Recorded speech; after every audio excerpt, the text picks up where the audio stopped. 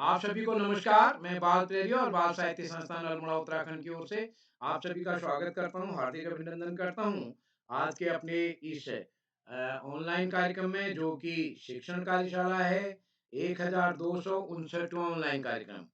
और आज के इस शिक्षण कार्यशाला के मुख्य अतिथि होंगे हमारे बीच श्री गोपाल सिंह मेहरा सर, जो कि सरस्वती विद्या मंदिर देघाट अल्मोड़ा में प्राचार्य के पद पर हैं। आप इससे पहले कौसानी में प्राचार्य रहे। आपने कौसानी में अपने बच्चों को हमारे इस कार्यशाला, ऑफलाइन कार्यशाला में भेजा और स्वयं भी उस कार्यक्रम में रहे। इधर आप बहुत दिनों बाद इस कार्यशाला में जुड़ रहे हैं। आपका मैं आभार व्यक्त करता हूँ सर। विशिष्ट अतिथि यशस्वी जोशी जी जुड़ चुकी हैं। अध्यक्षता करेंगे महिमा धोनी जी। और आज के कार्यक्रम का संचालन करेंगे हमारे दोस्त योगिता जोशी जी, जो कि कक्षा 6 की छात्रा हैं, सरस्वती विद्या मंदिर वालपरा अल्मोड़ा में। और हमारी दोस्त योगिता जी ने कल से 5:30 बजे उठना शुरू कर दिया है। ये हमारे पटल के लिए बड़ी खुशखबरी है। तो मैं आमंत्रित करूंगा उनको, योगिता जी को। उससे पहले मैं इस पटल पर स्वागत करता हूँ आदरणीय श्री आकाश आसो सर, उप निदेशक शिक्षा विभाग उत्तराखंड। आदरणीय श्री श्यामपलट पांडे जी आज शायद नहीं जुड़ेंगे, वो राजस्थान में एक कार्यक्रम में है। डॉक्टर अशोक कुमार नेगी जी। और आज के इस पटल पर गीता सती जी हमारे बीच इंटर कॉलेज विनायक से जुड़ चुकी हैं। हार्दिक मेहरा जी, कैलाश जोशी जी। और इस पटल पर हमारे साथ जुड़े हैं आदरणीय नरेंद्र पाल सर, जीआईसी चौरा हॉलबाग से, कामेश्वरी जी गुड़गांव से, कैलाश जी, पुष्पा रावत जी, राजेंद्र प्रसाद जी, रेखा जोशी जी, शोभा जोशी जी। और इस पटल पर कई अभिभावक शिक्षक साथी हमारे जुड़े हैं। आदरणीय सुमित श्रीवास्तव सर हमारे साथ जुड़े हैं। और सुरेश देवतला जी हमारे बीच, यानी सभी मित्र। सुमित श्रीवास्तव सर एक अभिभावक बतौर पूरे परिवार सहित इस पटल पर जुड़े हैं। सर, मैं एक बार आप सबका स्वागत करता हूँ। आज शिक्षण कार्यशाला है। हमारे संचालक ध्यान देंगे कि हमको अपना पाठ यहाँ पाठ नहीं पढ़ना है, बल्कि शिक्षण काम करना है। ये नहीं कि कहानी को कहानी की तरह सुना दें या कविता को सुनाएं। तो जो पाठ है उसको जैसे स्कूल में शिक्षण कार्य होता है, उसी प्रकार उसका पाठ का शिक्षण करना है। ये नहीं कि कविता सुना के चले गए, कहानी सुना के चले गए। कुछ हिंट भी दिए गए हैं, तो आशा है हमारे दोस्त ध्यान रखेंगे। तो मैं आमंत्रित करता हूँ आज के इस कार्यक्रम के संचालन के लिए अपने दोस्त जी को, योगिता जी को। योगिता जी, आप तक मेरी आवाज आ रही क्या? जी सर, आपकी आवाज़ आ रही है। स्वागत है। आज पहली बार आप संचालन कर रही हैं। आपको अग्रिम शुभकामनाएं। स्वागत है आप। जी, धन्यवाद। कर्ता करे न कर सके, पर गुरु करे सब होय।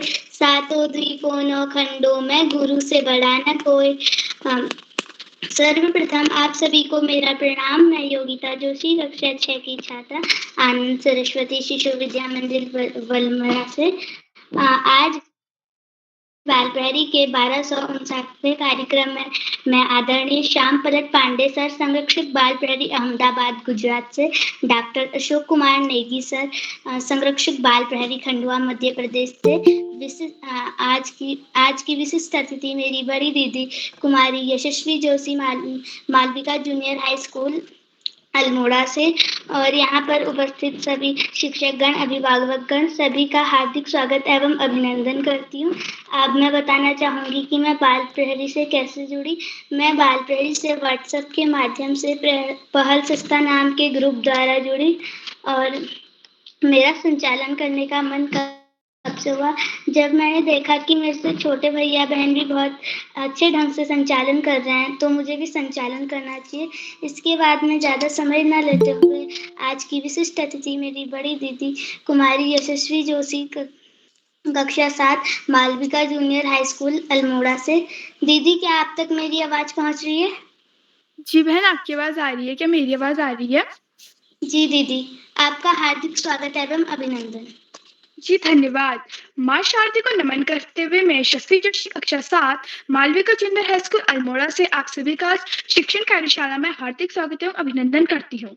सबसे पहले मैं आदरणीय उदय किरोला सर का आभार व्यक्त करती हूँ कि उन्होंने मुझे आज 11वीं बार विशिष्ट अतिथि बनने का मौका दिया। आज के मुख्य अतिथि श्री गोपाल सिंह मेहरा सर, सरस्वती विद्या मंदिर देघाट अल्मोड़ा से, व बाल प्रहरी के संपादक आदरणीय श्री उदय किरौला सर, आदरणीय श्री आकाश सारस्वत सर, उप निदेशक शिक्षक विभाग उत्तराखंड से आदरणीय श्री श्याम प्रसाद पांडे सर, संरक्षक बाल प्रहरी अहमदाबाद गुजरात से, एवं आदरणीय डॉक्टर अशोक कुमार नेगी सर, संरक्षक बाल प्रहरी खन्ना मध्य प्रदेश से। आप सभी का मैं हार्दिक स्वागत एवं अभिनंदन करती हूँ। आज के अध्यक्ष मेरी बड़ी दीदी महिमा धोनी कक्षा 11 राजकीय इंटर कॉलेज खुनौली बागेश्वर से, एवं आज के कुशल संचालन की शुरुआत कर रही मेरी छोटी बहन योगिता जोशी कक्षा 6 सरस्वती विद्या मंदिर बलमरा अल्मोड़ा से। आपका भी मैं हार्दिक स्वागत एवं अभिनंदन करती हूँ। अब मैं ज्यादा समय व्यर्थ ना करते हुए आप सभी के सामने अपनी प्रस्तुति देती हूँ। जैसे कि आज शिक्षण कार्यशाला है, तो हम सबको एक शिक्षक बतौर एक पाठ समझाना है। तो मैं मेरे संस्कृत का पहला पाठ सुभाषितानी में आप सभी के सामने प्रस्तुत करूंगी। इस पाठ में ऐसे श्लोक है जो हमें अपने जीवन में लाने चाहिए। अब मैं ज्यादा समय व्यर्थ ना करते हुए आप सभी के सामने प्रस्तुति देती हूँ। इसका पहला श्लोक, पृथिव्यां त्रीणि रत्नानि जलमन्नं सुभाषितम् मूढ़े पाषाण खंडेषु रत्न संख्या विधीयते। इसका अर्थ है पृथ्वी पर केवल 3 ही रत्न होते हैं, जल, अन्न और अच्छे वचन। लेकिन जो मूर्ख लोग होते हैं वो पत्थर के टुकड़ों को रत्न समझते हैं। इसका दूसरा श्लोक है, सत्यं धारते पृथ्वी सत्यं तपते रवि सत्यं वाति वायुश्च सर्व सत्यं प्रतिष्ठितम्।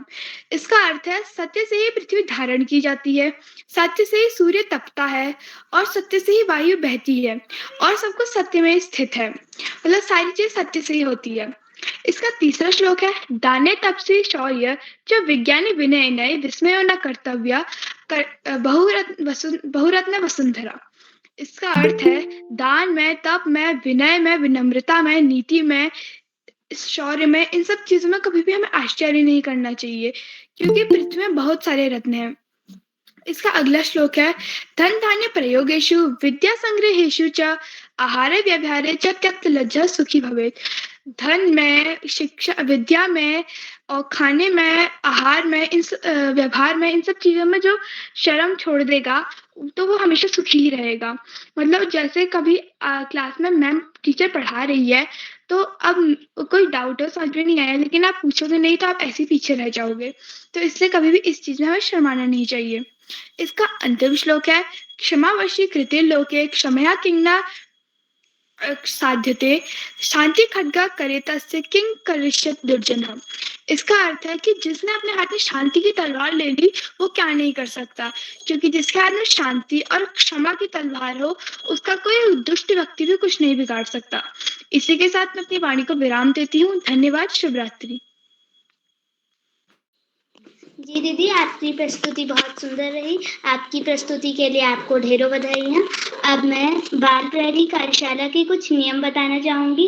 पहला नियम, अगर कोई प्रतिभागी अपनी प्रस्तुति दे रहा हो तो अपना माइक एवं कैमरा अवश्य ऑन रखे। दूसरा नियम, अगर कोई प्रतिभागी अपनी प्रस्तुति दे रहा हो तो कोई दूसरा प्रतिभागी अपनी माइक एवं कैमरा खोलकर प्रतिभा में व्यवधान उत्पन्न न करे। तीसरा नियम, अगर कोई प्रतिभागी अपनी प्रस्तुति दे रहा हो तो पीछे से अभिभावक गाइड ना करें, उसे स्वयं बोलने दें। अब मैं कार्यशाला के बारे में बताना चाहूँगी। ये शिक्षण कार्यशाला है, इसमें सभी बच्चों को अपना मनपसंद पाठ एक शिक्षक के रूप में हमें बताना है। अब मैं प्रतिभागियों की ओर बढ़ती हूँ। आज की पहली प्रतिभागी है मेरी बड़ी दीदी नेहा कांडपाल, राजकीय इंटर कॉलेज खुनौली बागेश्वर से। दीदी, क्या आप तक मेरी आवाज आ रही है? जी बहन, आपकी आवाज आ रही है। क्या मेरी आवाज आप तक आ रही है? जी दीदी, आपकी आवाज आ रही है। आपका हार्दिक स्वागत एवं अभिनंदन। जी, आपका धन्यवाद। लहरों से डरकर नौका पार नहीं होती, लहरों से डरकर नौका पार नहीं होती, कोशिश करने वालों की कभी हार नहीं होती। माँ सरस्वती के पावन कमल चरणों में मेरा कोटि कोटि वंदन। आप सभी को मेरा नमस्कार। मेरा नाम नेहा कांडपाल है और मैं कक्षा 12 की छात्रा हूँ और मेरे विद्यालय का नाम राजकीय इंटर कॉलेज खुनौली बागेश्वर है। जैसा कि आप सभी को विदित है, आज की जो कार्यशाला है वो शिक्षण कार्यशाला है और इस कार्यशाला में मैं भी आप सभी के समक्ष अपना मन पसंदीदा पाठ लेकर प्रस्तुत हुई हूँ और इस अपने पाठ को आप सभी के समक्ष प्रस्तुत करने से पहले मैं चंद लाइनों से के माध्यम से उस चैप्टर के बारे में आप सभी को कुछ बताती हूँ। कोस नन्ही चींटी जब दाना लेकर चलती है, चलती दीवार पर बार-बार फिसलती है। मन का विश्वास रंगों में साहस भरता है, चढ़कर गिरना, गिरकर चढ़ना, ना उखड़ता है। आखिर उसकी मेहनत बेकार नहीं होती, आखिर उसकी मेहनत बेकार नहीं होती, कोशिश करने वालों की कभी हार नहीं होते। तो जो मेरा चैप्टर है, उस चैप्टर का नाम है डीप वाटर यानी कि गहरा पानी और इसके जो राइटर हैं वो हैं विलियम डगलस। और ये जो चैप्टर है ये ऑटोबायोग्राफी यानी कि आत्मकथा है और इसमें जो राइटर होते हैं वो अपनी ही बचपन की कहानी इस पाठ के माध्यम से हमें बताते हैं। वैसे तो ये chapter of man and mountain book नाम की एक बुक से लिया गया है, उसका एक छोटा सा पार्ट है ये, जैसे कि हमारे सिलेबस में दिया गया है। इंग्लिश का चैप्टर है ये डीप वाटर और इसमें जो ऑथर होते हैं वो अपने बचपन की घटना बताते हैं कि उन्होंने जो उनके अंदर जो पानी का डर बैठा हुआ था वो उस डर से किस प्रकार बाहर निकलते हैं। जब राइटर बताते हैं कि जब मैं 10 या 11 साल का था तब मैं YMCA पुल ज्वाइन करना चाहता था, पर मेरी माँ ने मना कर दिया था क्योंकि जो मेरे अंदर YMCA जो पुल था वो काफ़ी गहरा था। मैं बचपन से ही तैराकी सीखना चाहता था, बट मेरे साथ बचपन में मेरी 2 घटनाएँ ऐसी हुई थी जिसके कारण मेरे जो मन था उसमें पानी को लेकर डर बैठ चुका था। तो वो बताते हैं फिर उसके बाद जब वो 3 साल के थे तब वो अपने पापा के साथ एक बीच पे गए थे। तो वहाँ उनके साथ क्या होता है जो समुद्र की जो लहरें आती हैं उस लहर से मतलब उनके सर के ऊपर से वो लहर जाती है। 3 साल का बच्चा यानी कि काफ़ी छोटा बच्चा और उनकी लहरें जो उनके सर से ऊपर की से जाती हैं तो उनको लगता है उनको उस दिन से पानी को देखकर काफ़ी डर लगने लग जाता है। वो अपने पापा पे चिपट जाते हैं और उसके पापा हँसने लग जाते हैं उसे देख के और फिर पर उनके मन में ये मतलब उनकी एक हॉबी थी कि वो चाहते थे कि मैं स्विमिंग सीखूँ। तो इसलिए जब वो 10 या 11 साल के उन्होंने सोचा क्यों ना मैं एक बार और कोशिश करूँ। तब उनके शहर में एक नया पुल खुला था जिसका था YMCA नाम था।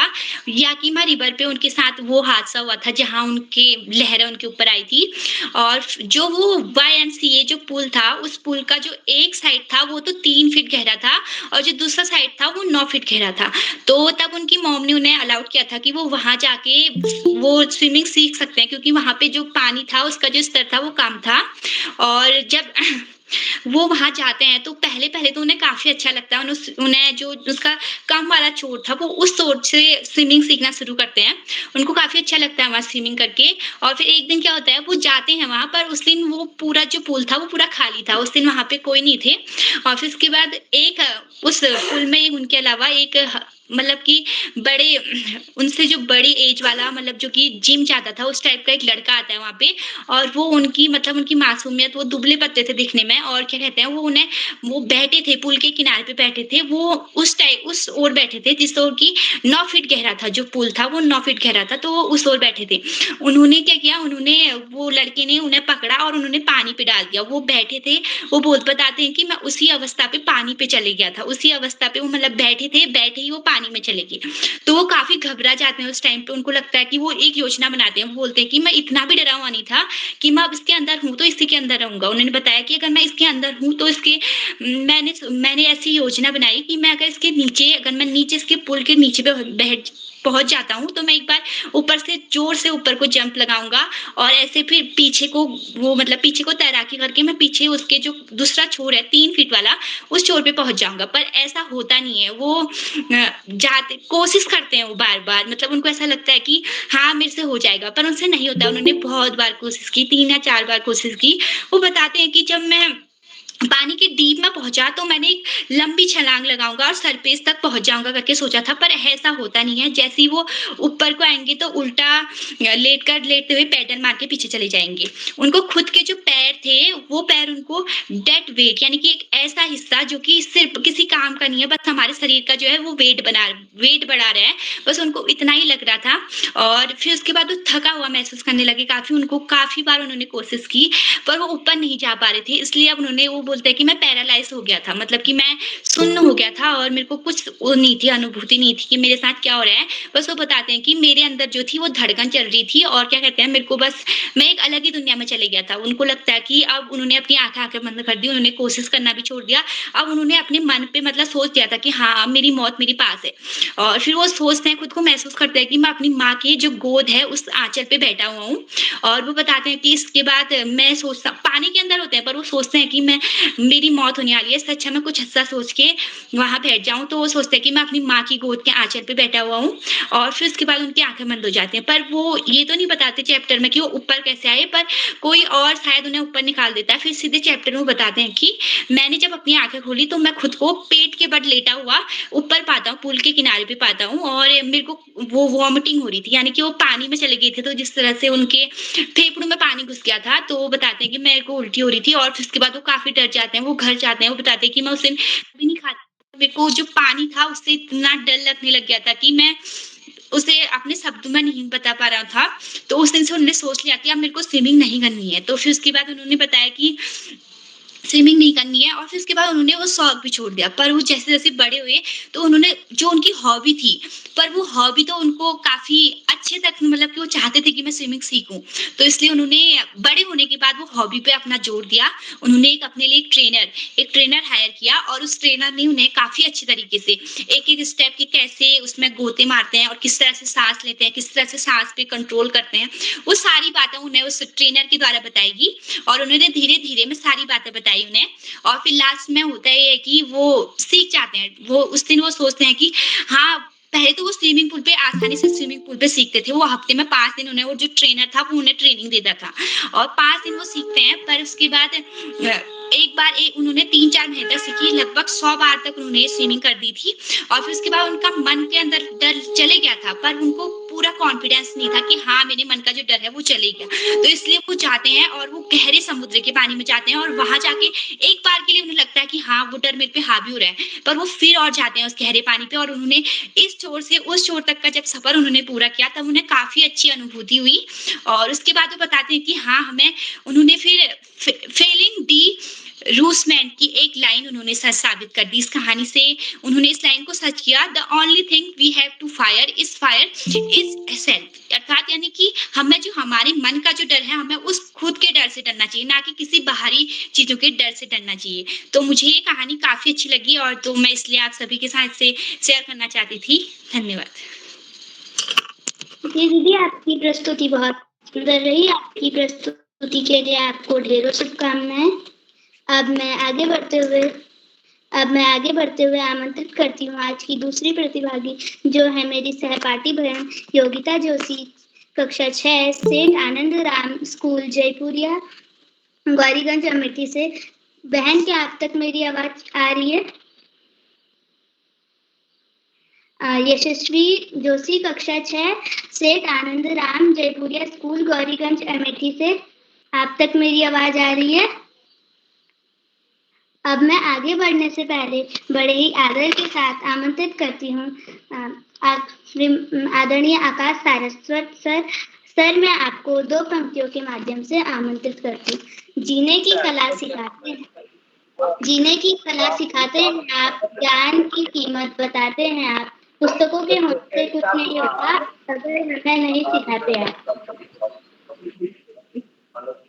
धन्यवाद, बहुत बहुत धन्यवाद। प्रिय योगिता, सबसे पहले प्रिय योगिता को प्रिय बहुत बहुत बाल करंदी के तत्वाधान के व्यक्तिभाव की तरफ बढ़ने इस कार्यशाला में कार्यशाला के मुख्य अतिथि और गोपाल जी, विशेष अतिथि के रूप में प्रिय यशस्वी, अध्यक्षता करें प्रिय महिमा और कार्यक्रम का महत्व जैसे संचालन का प्रयास कर रही प्रिय योगिता, कार्यक्रम के कर्ता रीड की हती अनासक्ता अग्नि निरंतर बालक बालक श्री उदय खिरोला जी, परम सम्मानित श्याम पांडे जी,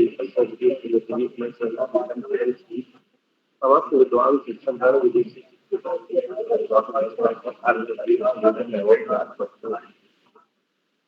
बाल प्रेरणा बटुआ या कार्यशालाएं तो सकारात्मक परिवर्तन के लिए दृढ़ संकल्प है। बच्चों में समझना कैसे विकास हो, कैसे वो बेहतर आदतें सीखे, कैसे वो अच्छे नागरिक बने, इन सब पर चिंतन मनन और इसको कार्य रूप में परिणत करने के लिए इन कार्यशालाओं का आयोजन किया जाता है। इसमें आज शिक्षण कार्यशाला की जा रही है। जिन बच्चों को शिक्षण में रुचि है, जो बच्चे भविष्य में शिक्षक बनना चाहते हैं, उनके लिए कार्यशाला होती रहेगी। हालांकि बाल प्रेमी की कार्यशालाएं शुरू हुई थी कोरोना काल में नकारात्मक वातावरण को बदलने के लिए, लेकिन आज ये शिक्षक और अभिभावकों और बच्चों की पहली पक्ष में बदले हुए कोरोना जी के प्राणपण से की गई मेहनत इन कार्यशालाओं को प्राणवायु के रूप में कार्य कर रही है। प्यारे बच्चों, जीवन में आगे बढ़ना है तो हमें दृढ़ संकल्प होना होगा। हमारा आत्मविश्वास बहुत अच्छा होना चाहिए, और जो आत्मविश्वास अच्छा है वो मात्र अध्ययन से आएगा, पढ़ाई से आएगा, लगातार प्रयास से आएगा। प्यारे बच्चों, हम जैसा व्यवहार अपने लिए चाहते हैं वैसा ही व्यवहार दूसरों के प्रति करेंगे, और निश्चित रूप से भी वैसा करेंगे तो एक सकारात्मक वातावरण का निर्माण, हम सभी का सम्मान करें तो हमें स्वयं भी सम्मान प्राप्त होता चला जाए। वास्तव में हम अपने व्यवहार के द्वारा, अपनी बोली भाषा के द्वारा न केवल अपनी छवि का निर्माण कर सकते हैं, अपने जीवन में वास्तव में आनंद भी प्राप्त कर सकते हैं। आज समय की आवश्यकता है कि एक प्रेम के वातावरण का सृजन हो। हम सकारात्मक भाव से प्रतिस्पर्धा करें, आगे बढ़ने का प्रयास करें, न कि दूसरे को नीचा दिखाने का। प्यारे बच्चों, पढ़ाई का कोई विकल्प नहीं, सफलता का कोई शॉर्टकट नहीं। जीवन में आगे बढ़ना है, ज्यादा से ज्यादा पढ़ना ही होगा। जो बच्चे माता पिता गुरुजनों बड़ों का सम्मान करते हुए, साथियों को सहन देते, छोटों को प्रेम करते हुए नियमित व सतत करते हैं, उनका भावी जीवन सुखमय हो जाता है। अपने पढ़ाई के अतिरिक्त सामान्य ज्ञान की पुस्तकें पढ़ना, साहित्य की पुस्तकें पढ़ना, अपने देश के महापुरुषों के जीवन चरित्र विचारों को न केवल पढ़ना, पाठ्य में ढालना हमें बड़े समय लक्ष्य प्राप्त होता है। आज इस महत्वपूर्ण अवसर पर सभी अतिथियों का आभार प्रकट करते हुए और संचालक से ये आग्रह भी करते हुए कि बढ़ाकर कार्यक्रम संचालन से पहले उसको अच्छी तरह देखें, बार बार देखें, समझें, सही नाम और स्थान का उच्चारण बहुत ही ज्यादा जरूरी है। जैसे अभी सर निवेदन है कि कहीं से कुछ आवाज आ रही है, ऑडियो वीडियो बंद कर दे कृपा करके। कहीं से अतिरिक्त आवाज आ रही है, कुछ सुनने में सुविधा होती है। ये जिनका जैसे गोपाल जी ने कहा है, सब इस चीज को देखिए। और मेरा ये कहना है कि अभी तक तो यशस्वी जोशी बोला, जबकि यशस्वी जोशी नहीं है वो नाम, तो थोड़ा ठीक से नाम और स्थानों का वाचन करें जिससे कि और बेहतर संचालन हो सके। अंत में सभी का आभार प्रकट करते हुए, अतिथियों का आभार प्रकट करते हुए, बच्चों को शुभाशीष देते हुए और कबीरदास जी के 2 शब्दों के साथ मैं अपनी वाणी को विराम दूंगा। बहुत ही बड़ी बड़ी जग मुआ पंडित भयानक हो है और ढाई आखर प्रेम का पढ़े। धन्यवाद। जय हिंद।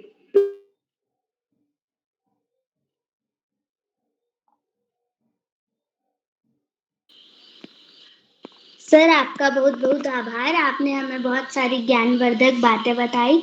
अब मैं आगे बढ़ते हुए आमंत्रित करती हूँ आज की तीसरी प्रतिभागी शासकीय पद्म राज्य कन्या उच्चतर माध्यमिक विद्यालय से मेरी बड़ी बहन मंत्रिता शर्मा को। दीदी, क्या आप तक मेरी आवाज पहुंच रही है? जी दीदी, आपकी आवाज आ रही है। आपकी आवाज आ रही है। आपका हार्दिक स्वागत एवं अभिनंदन। जी दीदी, आपका बहुत बहुत धन्यवाद। माँ शारदा के चरण में मेरा कोटि कोटि नमन। और जैसा कि आज शिक्षण कार्यशाला है, तो आज हम पढ़ेंगे सेकुलरिज्म, यानी अंडरस्टैंडिंग सेकुलरिज्म, जिसका अर्थ है धर्मनिरपेक्षता। तो हमारा जो भारत है वो एक धर्मनिरपेक्ष राष्ट्र है। यानी धर्मनिरपेक्षता का अर्थ क्या होता है? धर्मनिरपेक्षता का अर्थ है कि सभी धर्मों का सम्मान करना, एक ऐसा देश जहाँ पर सभी धर्मों का सम्मान किया जाता हो, ना किसी धर्म को छोटा माना जाता हो, ना किसी धर्म को बड़ा माना जाता हो, सभी को समान रूप से देखा जाता हो। और धर्मनिरपेक्षता का अर्थ है किसी धर्म का विरोध करना नहीं है, बल्कि सभी को अपने धार्मिक विश्वासों एवं मान्यताओं को पूरी आजादी से मानने की छूट देता है। और धर्मनिरपेक्ष राज्य में उस व्यक्ति का भी सम्मान होता है जो किसी भी धर्म को नहीं मानता या अपना उसका जो धर्म रहता है वे उसमें बहुत ज्यादा लीन रहता है। और धर्मनिरपेक्षता के संदर्भ में धर्म व्यक्ति का नितांत निजी मामला है, जिससे जिसमें राज्य तब तक हस्तक्षेप नहीं करता, सरकार तब तक हस्तक्षेप नहीं करती जब तक कि विभिन्न धर्मों की मूल धारणाओं में आपस में टकराव की स्थिति न उत्पन्न हो। और धर्मनिरपेक्षता के संबंध में सरकार का यह दृष्टिकोण है कि मतलब हर व्यक्ति को उसके धर्म का पालन करने की छूट है। ये अनुच्छेद संविधान के धार्मिक स्वतंत्रता के अधिकार आर्टिकल 25 से 28 में स्पष्ट होता है। और जैसे कि धर्मनिरपेक्षता का अगर हम सकारात्मक पक्ष देखें तो धर्मनिरपेक्ष जो राष्ट्र होता है वहां पर सभी धर्मों का सम्मान किया जाता है, सभी धर्मों को समान भाव से देखा जाता है, सर्वधर्म समभाव की भावना रहती है सभी के अंदर। और यही इसका अगर नकारात्मक पक्ष देखें तो धर्मनिरपेक्षता के कारण दंगे भी होते हैं। और अभी 1984 में जब हमारे भारत की प्रधानमंत्री इंदिरा गांधी जी को एक सिख के द्वारा मारा गया था, तो पूरा जो देश था वो उस एक सिख पे नहीं बल्कि जो पूरी जो कौम थी उनकी उसके पीछे पड़ गया था। तो ये गलत था और ये मतलब धर्मनिरपेक्षता के कारण था कि और मतलब इससे से हम छुटकारा ऐसे पा सकते हैं कि हम सभी धर्मों का सम्मान करें और किसी भी धर्म के बारे में ना बुरा सोचें ना भला सोचें। आप जिस धर्म के हैं आप उसी धर्म का सम्मान करें, उसी धर्म को माने। और मतलब हमारा जो राष्ट्र है वो सर्वोपरि है, इसी की भावना के साथ हम आगे बढ़ते रहें। और इसी के साथ मैं अपनी वाणी को विराम देती हूँ। इस चैप्टर के जो क्वेश्चन आंसर्स हैं वो मैं आपसे अगली बार पूछूंगी। तो नमस्ते। जी दीदी, आपकी प्रस्तुति बहुत दमदार रही। आपकी प्रस्तुति के लिए आपको ढेरों शुभकामनाएं। मैं आज की चौथी प्रतिभागी जो कि है मेरी छोटी बहन कुंवारी योगिता जोशी, कक्षा 5, राजकीय प्राथमिक विद्यालय पोखरी पिथौरागढ़ से। बहन, क्या आप तक मेरी आवाज आ रही है? जी दीदी, मेरे को आपकी आवाज आ रही है। जी, आपका हार्दिक स्वागत एवं अभिनंदन। जी धन्यवाद। सर्वप्रथम माँ शादी को मेरा नमन। मेरा नाम योगिता जोशी, मैं कक्षा 5 की छात्र हूँ। मेरे विद्यालय का नाम राजकीय प्राथमिक विद्यालय पोखरी है। तो आज मैं आप सभी के सामने अपनी पाठ को सुनाने जा रही हूँ जिसका नाम बम्बू करी है और मेरी किताब का नाम मैरीगोल्ड है। यह उसी का ही पाठ है। तो मैं इसके लेखक का नाम असांथल फ्लॉक टेल है। मेरे को यह इसलिए पसंद है क्योंकि इसमें एक लड़का होता है जो अपनी सास के घर दावत में जाता है और वह बहुत भोला होता है। उसे नहीं पता होता है कि बांस की कोमल कलियों से कड़ी बनाई जाती है, ना कि बांस के दरवाजे से। तो जब अगले दिन अपने घर जा रहा होता है, वो अपनी सास के घर का बांस का दरवाजा उखाड़ के ले जाता है और जब उसके सास ससुर उसके घर आते हैं उसके हालचाल पूछने, तो वह उसकी मूर्खता पर हंसते हैं। तो इसके मैं पाठ के कठिन शब्द के अर्थ बताने जा रही हूँ। इसमें पहला है ब्राइडग्रूम यानी जो नया दूल्हा होता है वो, और अगला है डिलीशियस यानी स्वादिष्ट, पॉइंटेड यानी इशारा, और बम्बू डोर यानी बांस का दरवाजा, विलेज यानी गांव, और रिमूव यानी उखाड़ देना। रीचिंग यानी पहुंचना। तो मैं अपना पाठ प्रस्तुत सुनाने जा रही हूँ। एक दिन की बात है, एक सास अपने दामाद को अपने घर में दावत के लिए एक शाम को बुलाती है। वह उसके लिए एक स्पेशल डिश बनाती है, करी। वह उसके लिए कड़ी बनाती है। हम उसे कुमाऊनी में पल्लू या झोली भी कहते हैं। तो उसको बहुत ही स्वादिष्ट लगी। कड़ी बहुत स्वादिष्ट थी। उसने कहा, यह किस चीज़ की है? उसकी सास ने बाँस के दरवाजे पे इशारा किया। अगले दिन जब वह अपने घर जा रहा था, तो उसको याद आया कि उसके गाँव में तो बाँस है ही नहीं। तो उसको पता नहीं था कि बाँस के दरवाजे से कड़ी नहीं बनती है। तो वह कड़ी बनाने के लिए कठोर बाँस के दरवाजे को उखाड़ के गाँव ले गया। जब वह गाँव पहुँचा, तो उसने अपनी पत्नी से कहा कि मेरे लिए यह बाँस की कड़ी बना दो। धन्यवाद। जी बहन, आपकी प्रस्तुति बहुत शानदार रही। आपकी प्रस्तुति के लिए आपको ढेरों शुभकामनाएं। अब मैं आगे बढ़ते हुए आमंत्रित करती हूँ मेरी बड़ी दीदी ओजस्वी, कक्षा 8 से आनंद राम, जयपुरिया स्कूल, गौरीगंज, अमेठी से। दीदी, क्या आप तक मेरी आवाज पहुंच रही है?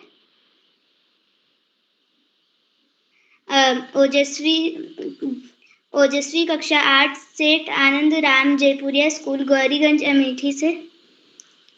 तो अब मैं आमंत्रित करती हूँ आज की छठी प्रतिभागी मेरी बड़ी दीदी अपेक्षा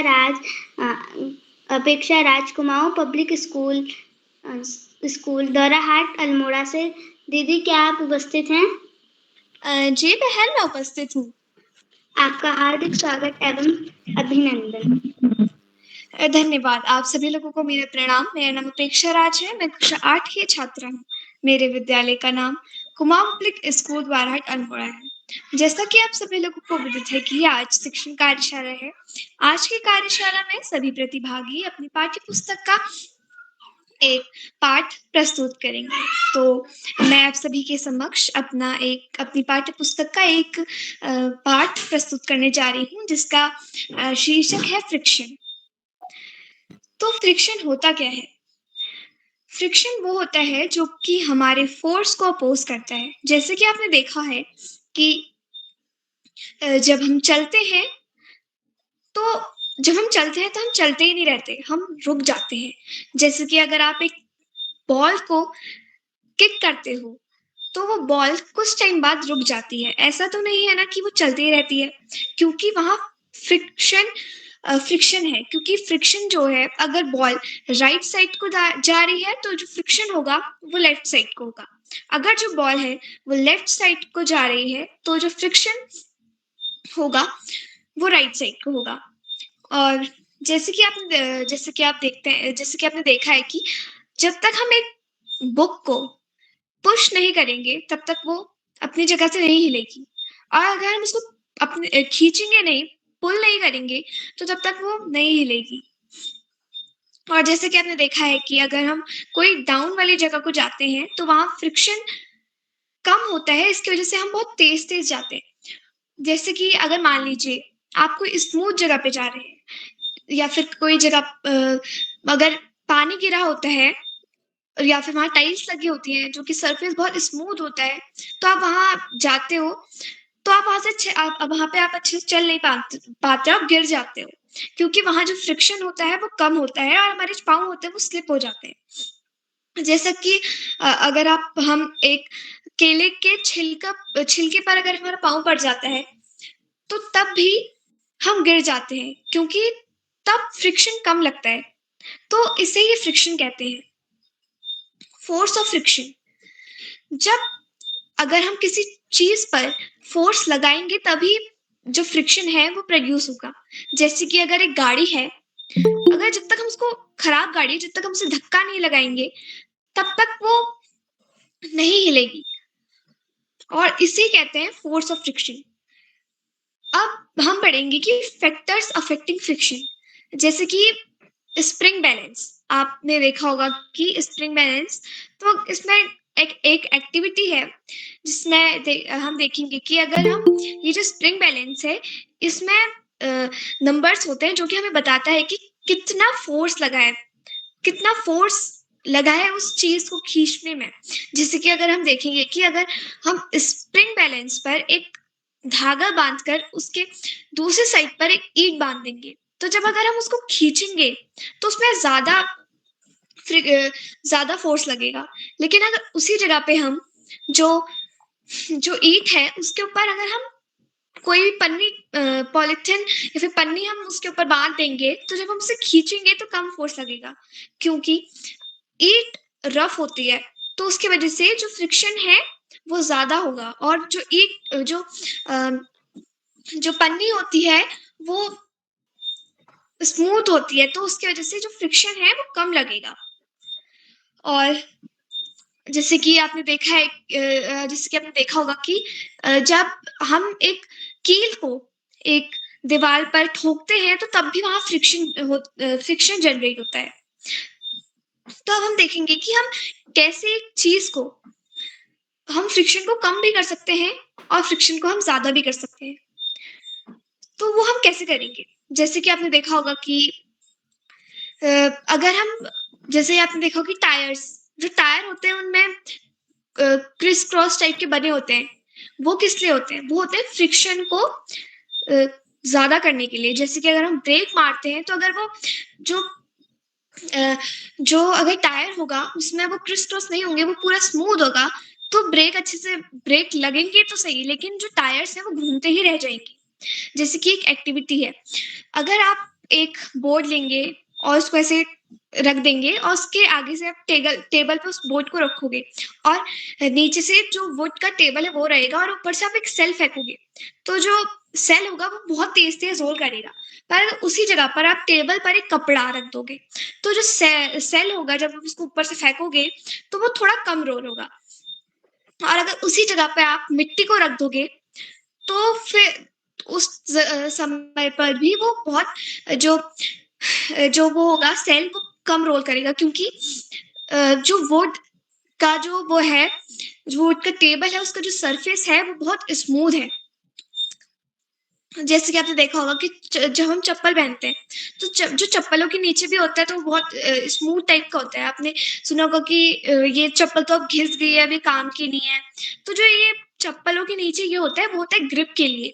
जब ये पूरी हमारी चप्पल घिस जाती है तो हम नहीं ले लेते, क्योंकि वो जो चप्पलें होती हैं उनसे गिरने का डर होता है, जिससे कि अगर हम चलेंगे तो फ्रिक्शन कम होगा, क्योंकि जो जो चप्पल के नीचे है वो स्मूथ हो जाएगा, तो उसकी वजह से वहां फ्रिक्शन कम हो जाएगा, जिसकी वजह से हम गिर सकते हैं। और जैसे कि अगर कोई जगह बहुत रफ है, जैसे कि जैसे कि कोई रफ जगह पे, पथरीली जगह पे चलते हो, तो वहां पे आप मतलब आपको ज्यादा वो नहीं, मतलब आप गिरते नहीं हो। जैसे कि मैंने आपको पहले ही बता दिया था कि जब हम कोई स्मूथ जगह पे चलते हैं तो वहां पे हम गिरते हैं, पर अगर उसकी जगह हम कोई रफ जगह पे चलेंगे तो हम नहीं गिरेंगे। इस वजह से, क्योंकि जो स्मूथ सरफेस होता है, जो स्मूथ जगह होती है, वो बहुत वहां पे जो फ्रिक्शन होता है वो बहुत कम होता है। और उसी जगह पर अगर हम बात करें कि जो रफ सरफेस होता है, जो रफ प्लेस होती है, वहां पे जो फ्रिक्शन होता है वो बहुत ज्यादा होता है। जैसे कि अब अगर हम चलेंगे तो फ्रिक्शन की वजह से हम रुक सकते हैं। अगर वहां फ्रिक्शन ही नहीं होगा तो हम चलते ही रह जाएंगे। वैसे ही मैंने आपको बताया था कि जब अगर हम एक बॉल को किक करेंगे तो अगर वहां पे फ्रिक्शन ही नहीं होगा जो कि उस बॉल की डायरेक्शन को अपोज करेगा, फिर तो वो बॉल चलती ही रह जाएगी, वो घूमते ही रह जाएगी। लेकिन नहीं, फ्रिक्शन की वजह से वो बॉल कुछ समय बाद रुक जाती है। और जैसे कि हम एक बॉक्स को जब पुश करते हैं तो वहां पे फ्रिक्शन लगता है, हमें बहुत ताकत लगती है ना, जब हम उसको धक्का देते हैं तो हमें ताकत लगती है। तो इसी वजह से वहां फ्रिक्शन जनरेट होता है। फ्रिक्शन अगर हम वो बॉक्स को धक्का दे रहे हैं लेफ्ट साइड को, तो जो फ्रिक्शन होगा वो राइट साइड को जाएगा, और अगर हम उसको राइट साइड से देंगे तो वो लेफ्ट साइड को जाएगा। तो अब हमारा अगला वो है कि व्हील्स जो फ्रिक्शन व्हील्स की वजह से जो फ्रिक्शन होता है वो कम हो जाता है। जैसे कि आपने देखा है कि जो हमारे कैरी बैग्स होते हैं उनके नीचे से व्हील्स लगी होती हैं, तो जो व्हील्स होती है ना ये बहुत स्मूथ होती हैं। इनको जब हम ऐसे जैसे उठाते हैं ना हम, तो उठाने से अच्छा हम उसको मतलब ऐसे घीस कर लेके चल जाते हैं, जो फ्रिक्शन होता है उसे कम कर देता है। जैसे कि टायर्स, आपने एरोप्लेन्स के टायर्स भी देखे होंगे। और तो ये जो व्हील्स होती हैं तो इसी की वजह से जो फ्रिक्शन होता है वो कम हो जाता है और हमें ज़्यादा दिक्कत नहीं होती है। तो लोग वो कैरी बैग्स को उठाने की जगह उनको ऐसे घीस कर लेके चल जाते हैं। और जैसे कि तो जैसे व्हील्स की बात करें तो इसमें भी यही उदाहरण होगा कि जो रफ जगह है, खुरदुरी जगह, तो वहां पे ये अच्छे से नहीं चल पाते, वहां पे हमें इनको उठा के लेके जाना पड़ता है। लेकिन जहाँ पे एकदम स्मूथ जगह होती है, वहां पे हमें जो कैरी बैग्स होते हैं इनमें जो टायर्स लगे होते हैं, वो हम नॉर्मली उनको हम नॉर्मली ऐसी घसीट कर लेके चल जाते हैं। और जैसे कि आपने देखा होगा कि जो एरोप्लेन होता है उसमें उसका शेप बर्ड्स की तरह होता है, तो ये भी हवा का फ्रिक्शन होता है, जिसकी वजह से जो फ्यूल होता है वो कम लगता है। क्योंकि एरोप्लेन उड़ता है तो उसका फ्यूल कम लगता है। तो मैं अपनी वाणी को विराम देती हूँ। धन्यवाद। शुभ रात्रि। आपकी प्रस्तुति बहुत सुंदर रही। अब मैं आमंत्रित करने जा रही हूँ आज की 7वीं प्रतिभागी, मेरी छोटी बहन को, निधि, कक्षा 3, rainbow play and primary school, Srinagar, Pauri से। बहन, क्या आप तक मेरी आवाज पहुंच रही है? जी दीदी। आपका हार्दिक स्वागत एवं अभिनंदन। आप सबको मेरा सादर प्रणाम। मेरा नाम है निधि गढ़िया। मैं कक्षा 3 की छात्र हूँ। मेरे स्कूल का नाम rainbow play and primary school है। आज मैं आपके सामने अपनी पाठ्य पुस्तक वीणा का एक पाठ जिसका नाम आम का पेड़ है। गर्मियों के दिन थे। सौरभ के चाचा जी ने एक टोकरी आम भेजे थे। वह बहुत मीठे थे। सौरभ ने सोचा कि मैं इस आम का पेड़ अपने भी बगीचे में लगाऊंगा। सौरभ ने अपनी माँ से पूछा कि माँ, कौन सी जगह अच्छी है? तो उसकी माँ ने कहा बगीचे के बीच में लगाओ। तो सौरभ ने कहा ठीक है। तो सौरभ ने फिर एक गुठली ली, उसको मिट्टी के अंदर डाल दिया और उसमें पानी छिड़क दिया। फिर सौरभ अपने घर चला गया। कुछ दिनों बाद हल्की हल्की वर्षा हो रही थी। तब सौरभ ने पानी डालना बंद कर दिया था क्योंकि वो उग नहीं रहा था। एक दिन सौरभ और प्रिया बगीचे में खेल रहे थे तो सौरभ ने देखा कि एक पौधा बगीचे में लगा हुआ है। उसने प्रिया को बुलाया और पौधा देखा, वो तो आम का ही पौधा था। वह भागकर अपने पिताजी के पास गए तो पिताजी ने कहा, क्यों, क्या बात है? तुम दोनों बहुत प्रसन्न लग रहे हो। तो सौरभ बोला कि मैंने जो पौधा लगाया था वो उग चुका है। तो उसके पिताजी ने कहा, कहाँ है वो पौधा?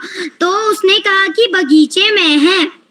तब सौरभ अपने पिताजी को भी वहां ले आया। तब पिताजी ने कहा कि एक छोटे पौधे को बड़ा होने में 5-6 साल लगते हैं। तो प्रिया उस बात को सुनकर थोड़ा सा दुखी हो गई। तब सौरभ ने बोला कि एक दिन हम इस पौधे के आम अवश्य खाएंगे। धन्यवाद। शुभ रात्रि। इसके कुछ कठिन शब्द। गर्मियों पेड़, पिताजी, अवश्य आम। धन्यवाद। जी बहन, आपकी प्रस्तुति बहुत सुंदर रही। अब मैं आगे बढ़ने से पहले आज के मुख्य अतिथि महोदय आदरणीय गोपाल सिंह मेहरा जी, सरस्वती विद्या मंदिर देघाट अल्मोड़ा से। सर, मैं आपको 2 पंक्तियों के माध्यम से आमंत्रित करती हूँ। आपके उपकार का कैसे चुकाऊंगी मैं मूल, लाख कीमती धन भला, आप गुरु हैं मेरे अनमोल। सर,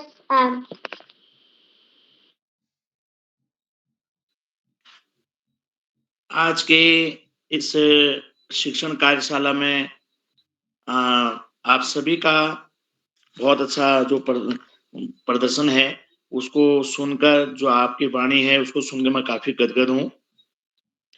परम सम्मानित इस बाल प्रहरी के प्रेरणा स्रोत उदय सिंह किरौला जी भाई साहब, विशिष्ट अतिथि यशस्वी जोशी, और इस कार्यक्रम की अध्यक्षता कर रही महिमा धोनी जी, और सुंदर संचालन कर रही मेरे देघाट के पास के ही वलमरा विद्यालय अपना, वहां से संचालन कर रही योगिता जोशी जी, और वहां के प्रधानाचार्य मनोज पपनोई जी, आप सभी का हृदय से आभार। और इस शिक्षण कार्यशाला में सभी प्रतिभागियों का हार्दिक स्वागत और अभिनंदन। सभी ज्येष्ठ, श्रेष्ठ और प्रबुद्ध जनों और मार्गदर्शकों का कोटि कोटि आभार। सबको मेरा सादर प्रणाम। और मेरा सौभाग्य है कि आज इस शिक्षण कार्यशाला में मुझे आमंत्रित किया गया। मैं इसके लिए सभी को दिल की गहराइयों से आपका आभार व्यक्त करता हूँ, आपको प्रणाम करता हूँ। और बच्चों की जो सुंदर प्रस्तुति है और जो शिक्षण का आपका जो तरीका है, ये सब अभ्यास पर है। और जितना आप अभ्यास करते हैं, जितना आप स्वाध्याय करते हैं, उससे हम जो है अपने मानसिक स्तर से, अपने बौद्धिक स्तर से जो है ताकतवर बनते हैं। और बहुत अच्छा लगा।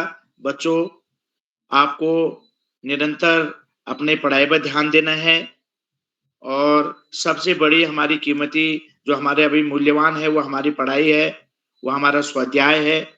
जितना हम स्वाध्याय करेंगे, जितना हम अध्ययन करेंगे, हम अपने बुद्धि से बलिष्ठ बनेंगे। और बहुत अच्छा लगा। और आज के इस कार्यशाला में बच्चों ने अपना जो पाठ का वाचन किया है, इस बहुत अच्छा लगा। और मैं 2-3 बातें कहूँगा कि हम विद्यार्थी हैं, और हमें कुछ करनीय कार्य हैं, उसमें हम सभी अपने माता-पिता, अपने गुरुजनों का सम्मान करें, आज्ञाओं का पालन करें, और उनके निर्देशानुसार कार्य करें। और जो आज मोबाइल का दौर है, इस मोबाइल से बचने का प्रयास करें। और इसके लाभ भी हैं, इसके हानियां भी हैं, और इसका सदुपयोग अच्छा करें, दुरुपयोग ना करें, और इसका ध्यान दें। और जो हम अपने जिस कक्षा में हैं, उस कक्षा की जो हमारी पाठ्य पुस्तकें हैं, हम उनका अध्ययन करते हैं, कर रहे हैं। और हम उसके अतिरिक्त भी पाठ्य पुस्तकों का, अतिरिक्त पुस्तकों का भी जो है अध्ययन करने का प्रयास करें, अभ्यास में लाएं। और दूसरा, आजकल जिस प्रकार की थोड़ी सी व्यस्तता हो गई है, मोबाइल का युग हो गया है, और घरों घरों में सबके पास जितने परिवार में लोग हैं उतने मोबाइल हो गए हैं, और सभी अपने अपने मोबाइल पर रहते हैं। और घर के अंदर पता नहीं लगता कि कितने यहाँ पर सदस्य हैं। कोई अनजान में कोई बाहर से आता है तो लगता है घर में कोई नहीं है। अगर आवाज लगाते हैं तो पता लगता है कि परिवार घर के अंदर बहुत लोग हैं, लेकिन अपने तो सीमित हैं। मैं आप सभी से निवेदन करूंगा, सभी बच्चों से निवेदन करूंगा कि हम प्रतिदिन अपने परिवार के साथ मिल के रहें, उनके साथ रहें। और अगर भाई संभव नहीं है तो आप परिवार सप्ताह में 1 या 2 दिन एक साथ भोजन करें, भजन करें, भ्रमण करें। और नहीं तो गांव घरों में तो अभी भी लगता है प्रतिदिन भोजन साथ करने का दिखता है, और ये उनका सौभाग्य है। वो आपका भगवान ने हमको ऐसे उस जन्म दे रखा है, हम एक मनुष्य रूप में यहाँ पर आए हैं, इसका ठीक सदुपयोग करेंगे। और मैं इसको फिर दूसरी बार रिपीट करूंगा कि हम परिवार में भोजन, भ्रमण, भजन जरूर करें और प्रतिदिन करें। नहीं संभव है तो सप्ताह में 1 या 2 दिन जरूर साथ भोजन करें, और उससे हमारी एकजुटता रहेगी, आत्मीयता रहेगी, बड़ों का सम्मान रहेगा, छोटों को स्नेह मिलेगा, और माता पिता का लाड़ मिलेगा, प्यार मिलेगा, दुलार मिलेगा, और इसका ध्यान रखेंगे। और बच्चे अब जो है अपने घर में माता पिता के कार्यों में भी सहयोग करेंगे, हाथ बढ़ाएंगे, उससे हम बहुत चीजें सीखेंगे। और हमें आगे भविष्य में भी जो है हम सब चीज में तज्ञ बनेंगे, तो हम कहीं भी हमको कोई दिक्कत नहीं आएगी। दूसरा, आजकल के जो ये मौसम चल रहा है, मैं इस पर भी थोड़ा सा एक शब्द कहूंगा कि जो आजकल इस बार मौसम है, बार बार काफी बारिश हो रही है, नदी नाले आ रहे हैं, गधेरे आ रहे हैं। आप लोग विद्यालय जाते हैं तो एक गांव से 2-2, 4-4 बच्चे ऐसे जाते हैं, तो आपसे निवेदन रहेगा कि आप लोग सब लोग साथ जाएं, अकेले न जाएं। और नदी नाले आते हैं तो जबरदस्ती ना करें गधेरे इधर उधर करने की, और रुके जाएं, या जो है अपने इस ऐसे मौसम में अपने माता पिता, अपने परिवारजन से छोड़ने के लिए कहें, लाने के लिए कहें, इसका ध्यान देंगे। और दूसरा, हम कुछ खाद्य पदार्थ हैं, बाजार की चीजें, फास्ट फूड इत्यादि को न खाएं, इसका ध्यान देंगे। और एकांकी रहने की कोशिश मत करें, अकेले रहने की आदत न करें, साथ में रहें, साथ में खेलें, इसका ध्यान देंगे। और दूसरा, मितव्ययी बने, खर्चा न करें। जो है बच्चे हो, गुल्लक बनाओ। जब हम भी पढ़ते थे, हम भी जो है कोशिश करते थे गुल्लक, उन दिनों हमारे समय में गुल्लक बनाने का नहीं होता था, हम एक वैसे प्लास्टिक का ऐसा कोई डिब्बा होता था, उसके ढक्कन में ऊपर से छेद करके वो इसमें रखते थे। अब ये व्यवस्था हो गई है, आप पैसा बचाएं, मितव्ययी बने, और वो पैसा थोड़ा इकट्ठा हो जाता है तो फिर वो उससे आपके कई चीजें जुड़ सकती हैं, आपके जो है ये सहायक सामग्री या शिक्षण की चीजें जुड़ सकती हैं, इसका ध्यान देना। और दूसरा, हम सभी थोड़ा सा बड़े बच्चे भी इसमें जुड़े हैं, इसलिए कह रहा हूँ कि अपने माता पिता से अपनी खेती बाड़ी करने के लिए कहें। आज हम धीमे धीमे हमारी खेती बाड़ी छूट रही है, क्योंकि कोई भी समाचार, कोई भी संदेश पहुंचाने के बच्चे माध्यम होते हैं। मैं इसलिए कह रहा हूँ कि हम अपने माता पिता से जरूर कहें कि जो हमारी खेती बाड़ी है इसको करें, और नहीं तो इसको नहीं करने से धीमे धीमे सारे खेती हमारी बंजर हो रही है, पलायन हो रहा है, बाहर जाके फिर ऐसे माहौल में जा रहे हैं, वहां से सारे गलत बातें सीख रहे हैं, गलत कार्य हो रहे हैं। हम इतनी चीजें देख रहे हैं, बहुत समय ठीक नहीं है, तो हम जितना इससे बच सकेंगे, जितना इसमें सुधार कर सकेंगे, इसका कोशिश करेंगे। और आज के इस समाज का जो बिगड़ता स्वरूप है, जैसा ये समाज आज बिगड़ रहा है, उसके लिए आज समाज में पंच परिवर्तन की नितांत आवश्यकता हो गई है। सबसे पहले है सामाजिक समरसता। पंच जो परिवर्तन है, सामाजिक समरसता है, कुटुंब प्रबोधन है, स्व का बोध है, नागरिक कर्तव्य है, पर्यावरण है। हम इस पर ध्यान देंगे और इन सबको अपने व्यवहार में लाएंगे तो बहुत हद तक समाज में काफी परिवर्तन आएगा। सामाजिक समरसता माने हम आना जाना हो, उठना बैठना हो, अगल बगल अड़ोस पड़ोस में उठना बैठना हो। जैसे पहले हमारे समय में चौपाल लगती थी, हमारे घरों में एक घरों में बारी बारी वहां बैठने जाते थे, शाम को गपशप होती थी। तो लेकिन आज ये सब हट रहा है, तो हम कोशिश करें अपने अड़ोस पड़ोस में सबसे मित्रता के साथ रहें।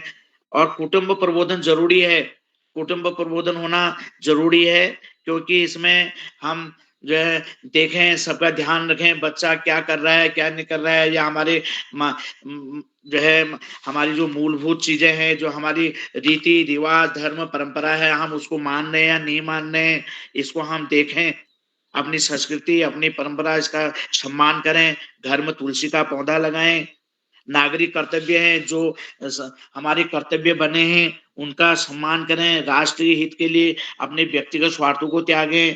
बड़े बच्चे हैं तो मैं इसलिए बोल रहा हूँ।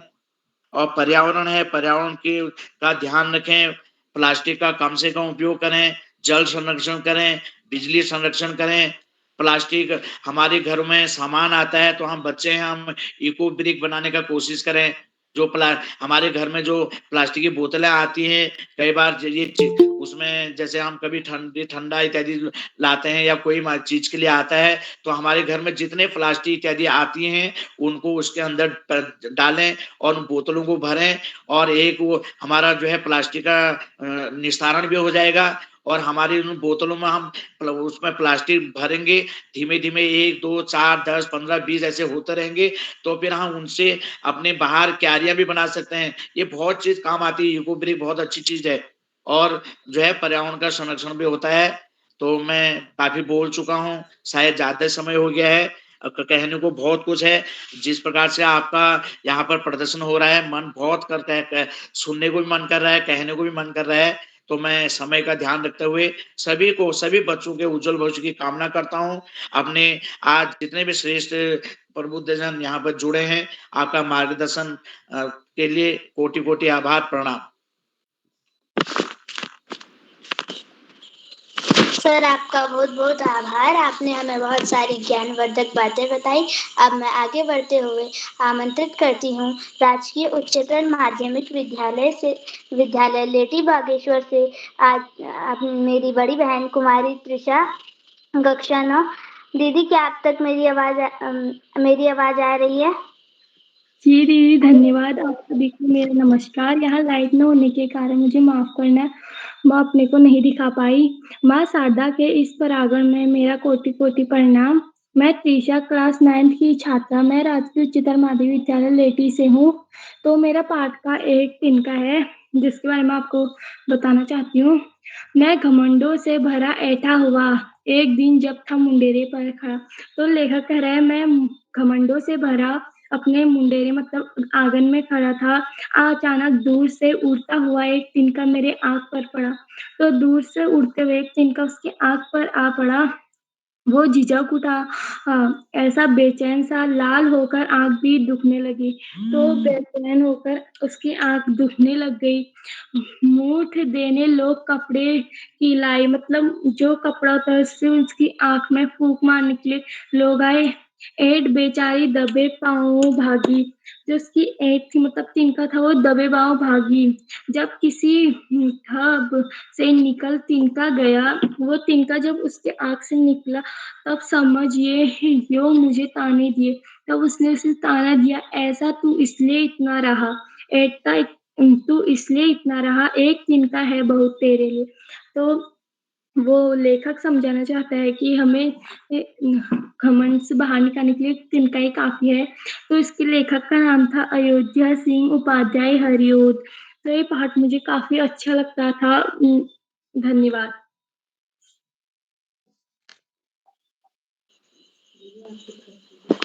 दीदी, आपकी प्रस्तुति बहुत सुंदर रही और आपको आपकी प्रस्तुति के लिए ढेरों शुभकामनाएं।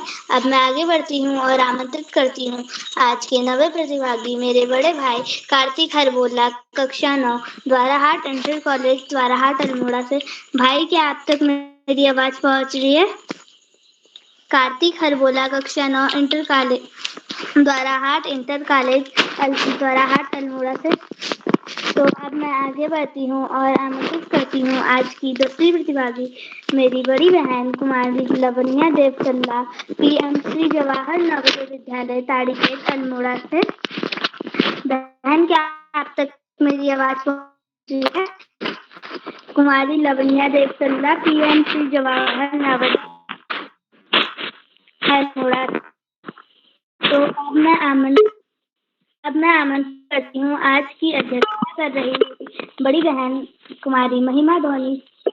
अब मैं आमंत्रित करती हूँ आज की अध्यक्षता कर रही मेरी बड़ी बहन राजकीय महिमा धोनी, कक्षा 11, राजकीय इंटर कॉलेज खनोली बागेश्वर से।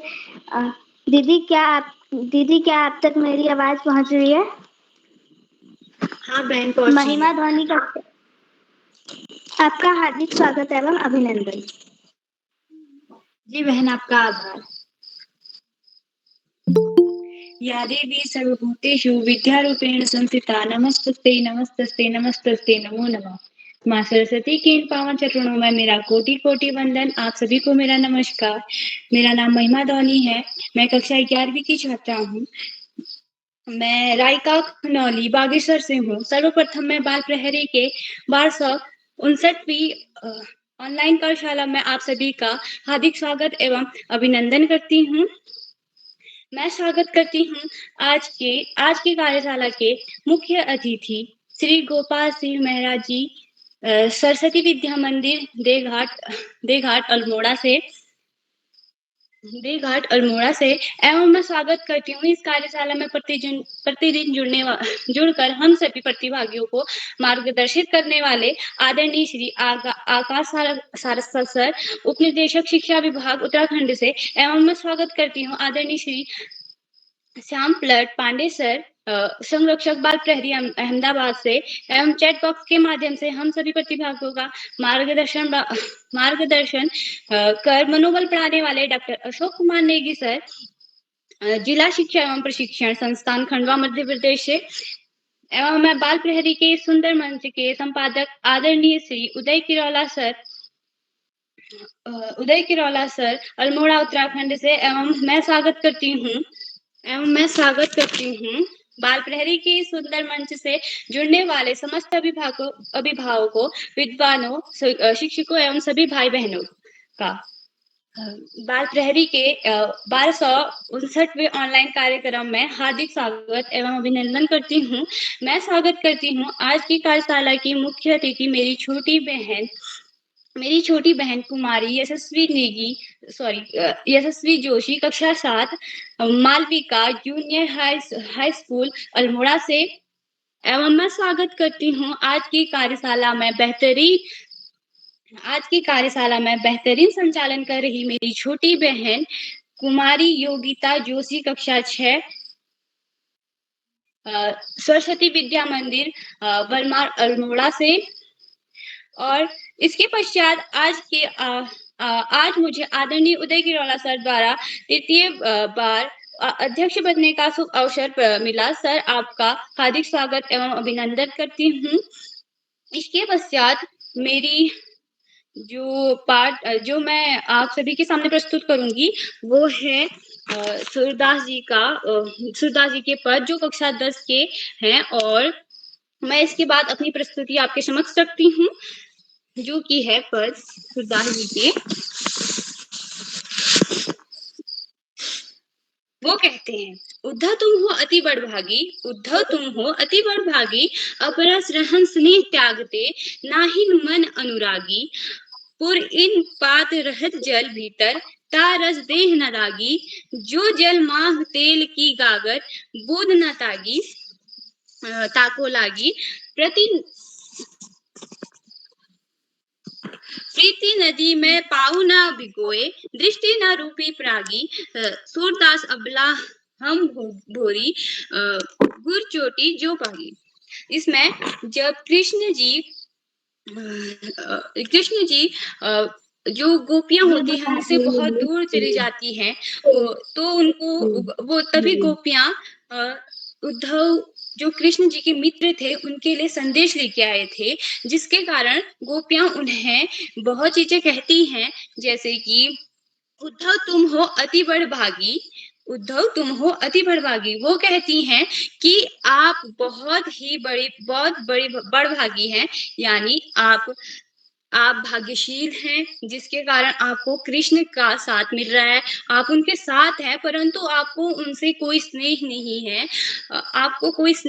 है, जिसके कारण आप उनके प्रेम में प्रेम रूपी सागर में अपना पैर नहीं भिगोया है, जिसके कारण आपको उन पर कोई स्नेह नहीं है। जैसे कि अगर पानी में जो कमल पत्र होता है, उसमें भले ही वो पानी में रहता है, परंतु उसमें पानी की एक भी बूंद पानी में मतलब उस पत्ते में पानी जाता है, परंतु वो डूबता नहीं है, वह जो गोपियां होती हैं वो उद्धव को उसी के समान मानती हैं और उसके पश्चात वो ये भी कहती हैं आप एक तेल लगी हुई गागर की तरह हो, क्योंकि जो तेल लगी हुई गागर होती है अगर हम उसे पानी में डालेंगे तो तत्पश्चात ही उसमें एक भी पानी की बूंद नहीं दिखेगी। इसके पश्चात सूरदास जी का दूसरा पद है कि मन की मन में मन ही माज रही, कहिए जाड़ कौन पे उद्धव, नाही परत कही अवधि आधार आस आवन की, तन मन विथा सही, अब इन जोग संदेश नहीं सुनी बिराहिनी बिरह दही, चहती हुती गुराही जथी ते, उत ते धारी बही, सूरदास अब धीरे धरही, क्यों मर्यादा ना लाही। उनका कहना ये था कि मन की मन में मन ही माज रही के द्वारा गोपियों को कहना चाहती थी कि हमारे श्री कृष्ण को लेकर अपने मन में जाने क्या क्या सपने सजोए थे। उनके लिए उन्होंने क्या क्या सपने सजोए थे। हमने सोचा था कि जब कृष्ण लौट कर आएंगे तो हम सारे कष्ट दूर, हमारे जो सारे कष्ट हैं वो दूर हो जाएंगे, हम प्रेमानंद को प्राप्त हो जाएंगे, वो प्रेम को प्राप्त होने लगेंगे। किंतु उनके संदेश से उनको ये पता चलता है कि कृष्ण अब वापस नहीं आएंगे, क्योंकि कृष्ण वहां जाकर वहां के राजा बन चुके थे और उनको वहां का राजपाट भी देखना था, जिसके कारण वो वापस नहीं आ पाए। और उन्होंने एक योग का संदेश भेजा जिसके कारण गोपियों को बहुत बुरा लगा। उस योग के संदेश के कारण उन्होंने ये कहा था कि आप इस योग के संदेश से आप अकेले ही सही हैं, परंतु अब हम लौट के वापस नहीं आते। ऐसे करके उन्होंने उस योग के संदेश में लिखा था। इसलिए वह उद्धव से कहती हैं कि हमारा सपना सपना ही रह गया, हम इस सपने को साकार ना कर पाए। हमारे स्वप्न में रह रह के कृष्ण ने हमें तो मोह लिया, परंतु वो हमारे पास ना आ पाए। तो इसका तीसरा पद है, हमारो हरि हारिल की लकड़ी, मन कर्म वचन नंद नंदन उर, यह दृढ़ करी पाकरी, जागत सोवत स्वप्न दिवस निसी, कान जाकर सुनत जोग लागत है ऐसो, जो करुई ककरी, सु तो व्याधि हमारे ले आए, देखी सुनी न करी, यह तो सुर तन ही लो सौंपे, जिनके मन चाकरी। उनका ये कहना था कि जो गोपियां हैं वो कहती हैं जैसे एक हरिल जो चिड़िया होती है हरिल, वो हरिल हारिल की जो लकड़ी होती है उसको कभी नहीं छोड़ती, क्योंकि वो उसको जकड़े रखती है। उसे वो हरिल हारिल की लकड़ी बहुत ज्यादा पसंद होती है, और उनको जो योग का संदेश कृष्ण जी ने भेजा था वह एक कड़वी ककड़ी की तरह लगी, क्योंकि वह कृष्ण के प्रेम में मोह चुके थे, उनके बिना वो रह नहीं पा रहे थे। इसके पश्चात उन्होंने सोचा कि अब हम क्या करेंगे, हमारे जो जगत थे वो उनके बिना तो हम रह नहीं सकते।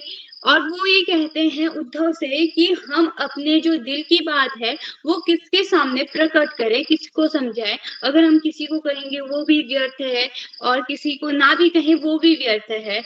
इसलिए अब सूरदास जी का चौथा वाला पद है और अंतिम पद है, जो है, हरि है राजनीति पड़ी आए, समूझी बात कहन मधु करके, समाचार सब पाए, इस अति चतुर होते पहिले थी, अब गुरु ग्रंथ पढ़ाए, बड़ी बुद्धि जानी जो उनकी, जोग संदेश पढ़ाए, उद्धव भले लोग आगे के पर हित डोरत ढाए, अब अपनो मन फिर पाहिए, चल जू होते चुराए, ते क्यों अनीति करो आपून, जो और अनीति छुड़ाए, राजधर्म ते यह सुर जो प्रजा न जाति सताए।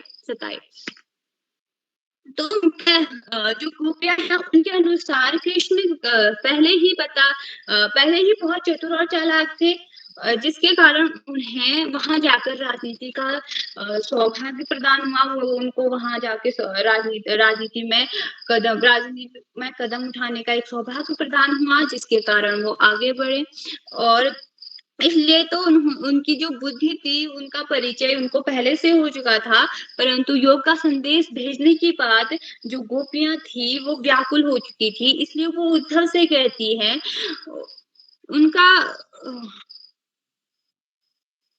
उनके इस व्यवहार से जो गोपियां थी वो कहती हैं कि अब राजनीति पढ़ आए हैं, अब उनको क्या चाहिए, अब राजनीति पढ़ाए, अब उनको क्या चाहिए। और वो ये भी कहती हैं, हाँ वो पहले व्याकुल तो थी, परंतु जब उन्होंने वो योग का संदेश भेजा था, उसके पश्चात वो ये भी कहती हैं कि राजनीति में अगर गए हैं तो समाज के बारे में देखना भी होता है। इसलिए धन्यवाद। Good night.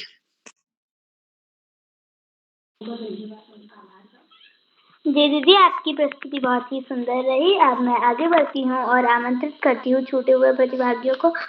तो अब मैं आमंत्रित करती हूँ मेरे बड़े भाई कार्तिक हरगोला, कक्षा 8, द्वाराहाट इंटर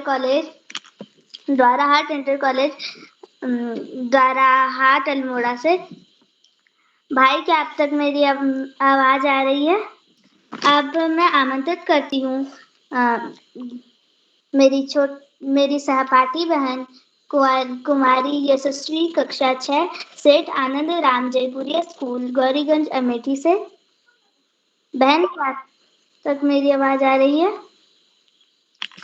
अब मैं बड़े ही आदर के साथ आमंत्रित करती हूँ डॉक्टर अशोक कुमार नेगी सर, संरक्षक बाल प्रहरी, खंडवा, मध्य प्रदेश से। सर, मैं आपको 2 पंक्तियों के माध्यम से आमंत्रित करती हूँ। आपसे सीखा और जाना, आपको ही है गुरु माना। सीखा सब आपसे हमने, कलम का मतलब भी आपसे जाना।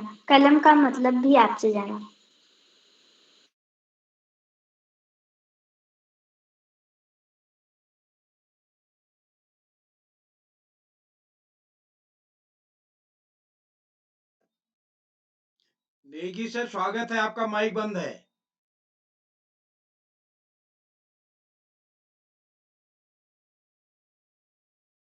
पहले एक आध और को बुला लो दोस्त।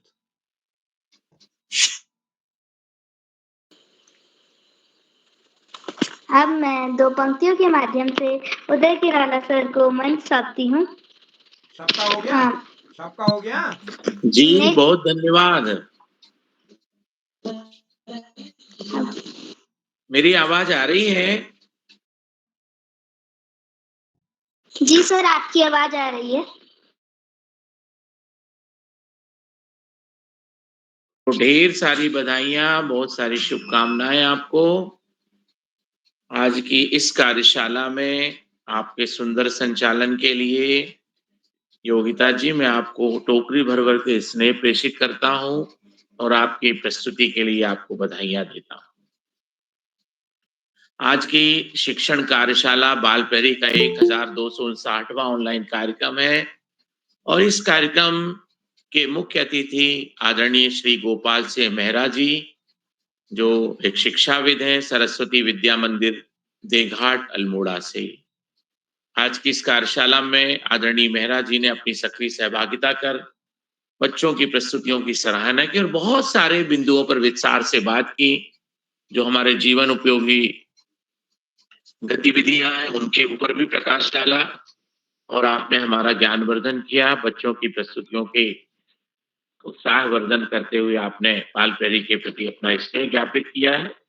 मैं आदरणीय श्री गोपाल से मेहरा जी का बहुत अभिनंदन करता हूँ, बहुत स्वागत करता हूँ और बाल प्रहरी के प्रति आपके स्नेह को प्रणाम करता हूँ। आपका यह प्रेम यूं ही बना रहे, यही शुभेच्छा प्रेषित करता हूँ आदरणीय श्री गोपाल से मेहरा जी। आज की कार्यशाला के विशिष्ट अतिथि के रूप में मंच पर विराजमान कुमारी यशस्वी जोशी जी, जो Malvika junior high school Almora से कक्षा 7 की विद्यार्थी, आपका भी बहुत अभिनंदन है। महिमा धोनी जी, कुमारी महिमा जी, आप आज की कार्यशाला की अध्यक्षता कर रही हैं। आप राजकीय इंटर कॉलेज खनौली बागेश्वर से हैं, कक्षा 11वीं की विद्यार्थी हैं। आपका भी बहुत अभिनंदन है, बहुत स्वागत। आज की कार्यशाला में सरस्वती विद्या मंदिर वलमरा अल्मोड़ा से कक्षा 6 की विद्यार्थी कुमारी योगिता जोशी जी को एक बार पुनः हम बधाइयां देते हैं, अभिनंदन करते हैं। आज की इस कार्यशाला में प्रतिभा कर अपना शिक्षण प्रस्तुत करने वाली प्रतिभागियों में मित्रों में कुमारी नेहा कांडपाल जी, कुमारी यशस्वी जी, कुमारी मंतिता शर्मा जी, कुमारी योगिता जोशी जी कक्षा 5, कुमारी ओजस्वी जी कक्षा 8, कुमारी अपेक्षा राज जी द्वाराहाट अल्मोड़ा से कक्षा 8, कुमारी निधि जी कक्षा 3 श्रीनगर पौड़ी से, कुमारी त्रिषा जी कक्षा 9 लेटी बागेश्वर से, श्री कार्तिक हरबोला जी द्वाराहाट अल्मोड़ा से और कुमारी लावण्या देवतला जी ताड़ीखेत अल्मोड़ा से। आज की इस कार्यशाला में आपको अपनी पाठ्य पुस्तक के किसी भी एक विषय को केंद्रित करते हुए अपनी रुचि का पाठ शिक्षण करना था दोस्तों, और आपने अपनी रुचि अपनी पसंद के अनुसार पाठ चयन किया और पाठ का प्रस्तुतिकरण किया। मैं आप सभी दोस्तों का अभिनंदन करते हुए उनको बधाइयां देता हूं। वास्तव में शिक्षण अपने आप में इसके एक कौशल है। जब आप किसी पाठ का प्रस्तुतिकरण करते हैं तो बाल प्रेरी मंच की जो मैं पिछली कार्यशालाओं को देखता हूं जो YouTube पर भी पड़ी हुई है, जब भी मुझे अवसर मिलता है तो मैं शिक्षण कार्यशाला की बारीकियों को देखता हूं और मैं देखता हूं कि बच्चों ने जो अपनी प्रस्तुतियां दी हैं बहुत अचंभित करने वाली है। उन्होंने श्यामपट्ट कार या ब्लैक बोर्ड का काम भी किया है, शिक्षण सामग्री को भी प्रस्तुतिकरण में लेकर आए हैं और जीवन के वास्तविक उदाहरणों का भी समावेश अपने पाठों में किया है। मैं देख पा रहा था कि जो घर्षण वाला जो पाठ था वो बहुत उम्दा तरीके से बताने का सुंदर प्रयास किया, जिसमें जीवन उपयोगी घटनाक्रमों का वर्णन और उस पाठ का किताबी ज्ञान को जीवन से जोड़ने वाला जो महत्वपूर्ण अंश है, जिस अंश के बारे में कहा जाता है, नेशनल करिकुलम फ्रेमवर्क भी इस बात को बार बार रेखांकित करता है कि हम किसी भी पाठ को जब पढ़ते हैं तो पाठ का जीवन में उपयोग, जीवन में व्यवहार और उसके अंदर उन चीजों का उपयोग करते हुए अपने व्यवहार में परिवर्तन लाना, किसी भी पाठ को विषय वस्तु में शामिल करना होता है। हम किताबों के जितने भी पाठ पढ़ते हैं, यदि वो पाठ का जीवन से संबंध नहीं है तो उस पाठ को पढ़ने का कोई औचित्य नहीं होता है। आपने जो भी पाठ पढ़े, चाहे आपने वो फल वाली कहानी को सुनाया, तो वो सारी की सारी बातें हमारे जीवन में कहीं ना कहीं दिखाई देती है। आपने कोई कविता का प्रस्तुतिकरण किया तो आप देखेंगे कि उस कविता का जो कल्पनाशीलता का भाव है, जिसमें हम अपने जीवन की घटनाओं को देखते हैं और अनंत आकाश की ओर अपनी विचारों को लेकर जाते हैं, वो हमारे जीवन के महत्वपूर्ण प्रसंग होते हैं। तो जब भी आप शिक्षण कार्यशाला में अपनी प्रस्तुतियां देते हैं दोस्तों, तो आप इन बारीकों को भी देखें कि आपकी YouTube पर पिछले आपके मित्रों ने जो पाठ प्रस्तुत किए हैं उनमें क्या चीजों को शामिल किया गया। फिर आप उसमें होमवर्क गृह कार्य भी दे सकते हैं। जो कक्षा में हम कार्य कराते हैं वो 2 से 3 मिनट के अंदर आपको पाठ प्रस्तुत करना होता है, तो आप इन 3 मिनट का पूरा यदि उपयोग करते हैं और केवल हम उसको पढ़ के अपने पाठ को समाप्त ना करें। शिक्षण कार्यशाला में आपके सामने एक पूरी कक्षा होती है जो आभासी कक्षा है आपके लिए, और हम उसके जो है वो शिक्षार्थी बन के आपके पाठों का आनंद ले रहे होते हैं। तो आप ये मान के चल रहे हैं कि जब भी शिक्षण कार्यशाला हो तो शिक्षण कार्यशाला में जब आप अपनी किसी पाठ का प्रस्तुतिकरण करते हैं तो वो पाठ को पहले उनकी महत्वपूर्ण बातों को नोट कर लें अपनी डायरी में, और आप कक्षा में देखते हैं कि आपके गुरुजी, आपके यहाँ जो शिक्षिका हैं, शिक्षकगण हैं, वो कैसे पाठ को प्रस्तुत करते हैं, और कैसे कक्षा के सभी बच्चों को शामिल करते हैं, सबको अवसर प्रदान करते हैं और उनको हम कैसे प्रश्नों को पूछना, प्रश्नों के जवाब लेना, उनके उदाहरणों को लेना और जीवन में उनका स्थान देखना और आगे जाके उनका हमको फॉलो अप कैसे करना। ये 3, 4, 5 बिंदु जो होते हैं वो शिक्षण कार्यशाला के महत्वपूर्ण बिंदु होते हैं और वही जो है वो शिक्षण कौशल के बारीकियों में शामिल होते हैं। आप सभी बच्चों की प्रस्तुतियों की मैं सराहना करते हुए उन्हें ढेर सारी बधाइयां देता हूँ, शुभकामनाएं प्रेषित करता हूँ। बाल प्यारी मंच पर अपने आप में शिक्षण कार्यशाला एक अनोखी विधा के रूप में सामने आ रही है। भविष्य के शिक्षक का निर्माण इस कार्यशाला के माध्यम से हो रहा है और जब एक शिक्षक का निर्माण हो रहा है इसका मतलब उसके साथ में बहुत सारी चीजें जुड़ी हुई हैं। जब आप कक्षा में अभी 5 सितंबर शिक्षक दिवस आ रहा है, इसमें जब आप अपनी कक्षा में शिक्षक दिवस मनाएंगे तो वहां भी अपने गुरु के, अपने शिक्षक के रूप को देखने का प्रयास करेंगे। कक्षा संचालन के यदि आपको अवसर मिलता है, आपको 40 मिनट का पाठ पढ़ाने का एक पीरियड आपको मिलता है, तो आप किसी पाठ को कैसे प्रस्तुत करते हैं उनको देखने का प्रयास करें। वो तैयारी आपकी अभी से प्रारंभ हो गई है। सभी बच्चों को एक बार पुनः बधाइयां देता हूँ। आपको पाठ तैयार करने वाले, पाठों का चयन करने वाले हमारे जो गुरुजन हैं, जो अभिभावक गण हैं, उनका भी मैं अभिनंदन करता हूँ और उनका भी आभार करता हूँ।